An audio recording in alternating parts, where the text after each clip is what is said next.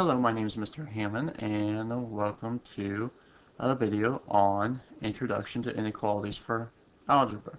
Now, you may have heard of inequalities in your math experience before this point, but we're going to introduce it in algebra terms. So, if you have solved equations, we are actually going to solve inequalities. So, let's start by reviewing what are inequalities. The basic question, what are inequalities?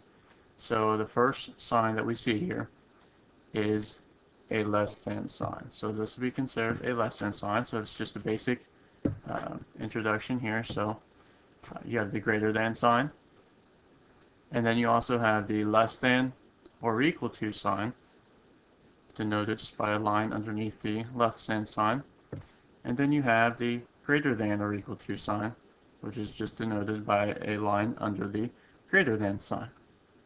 So let's look at this, how this applies to us when we are solving inequalities. Now, if you remember, if you've listened to me solve equations, what I like to do, wherever the equal sign is, I like to kind of treat that as a wall. So I'm going to treat that as our wall, and we have two sides to the wall. What we are trying to do on that left-hand side is we are trying to get the x, just the x, all by itself on that one side of the wall. So we need to get rid of the 3. So we are just going to solve this just as we would a simple equation. We're going to subtract 3 from both sides. Now when we subtract 3 from both sides, what we are going to get is just an x on the left hand side. The inequality sign, remember that wall represents the inequality sign, that is actually a less than sign. So you have x is less than, remember -1 minus 3, that would give us -4. So x is less than -4. Well, that could actually denote a lot of different answers, because -5 is less than -4. -6 actually happens to be less than -4 as well, and there's actually a lot of answers that could be less than -4. So what we have to do is we have to show this in a different way. What we have to do with this is we have to, when we're graphing these, the first thing is to find the starting point. Now the starting point is this number here. This is our starting point. So you have -4. Now we have to determine, are we going to have a closed circle or an open circle?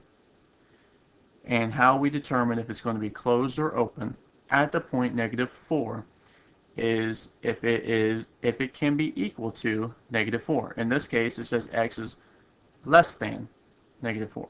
Doesn't say anything about it being equal to. So what we're going to do, x is less than this point right here, so -4, and we are going to, that's our starting point.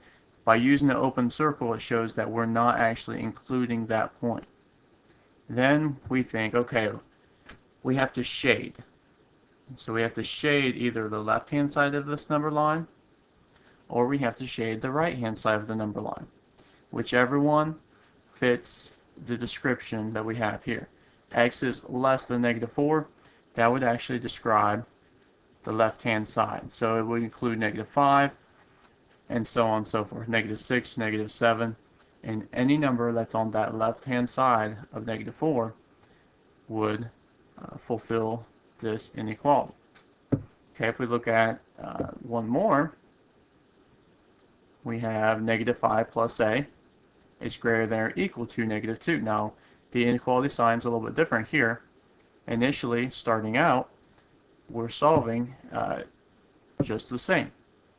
So we have, this denotes our wall, and then we have to get the a by itself on one side of that wall. So do that by using opposite operations. We would add 5 to each side. My pen works smoothly. So we have a is greater than or equal to -2 plus 5 is 3. So A is greater than or equal to, that greater than or equal to sign looks kind of funny, but you kind of get the picture. And you also see that I'm not real good at drawing on this smart board. So A is greater than or equal to 3. So again, the starting point is 3. And then we have to determine open or closed circle.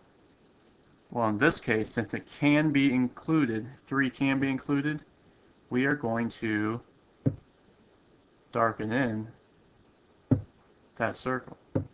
So right there, that 3. So it's a closed-in circle. Then we shade everything, in this case, we shade everything to the right of the 3. So all those points would satisfy this inequality. Alright, so let's finish up with what do I need to remember when I'm solving an inequality? Well, when you are solving an inequality, first thing to remember is if it's a less than or a greater than, you need to use an open circle when graphing. Second thing, if it is a less than or equal to or greater than or equal to, you need to use a closed circle. And then finally, you want to shade in a direction that satisfies the inequality. So that wraps this lesson up. If you have any questions, make sure you contact me at 888-805-3741. Have a great day.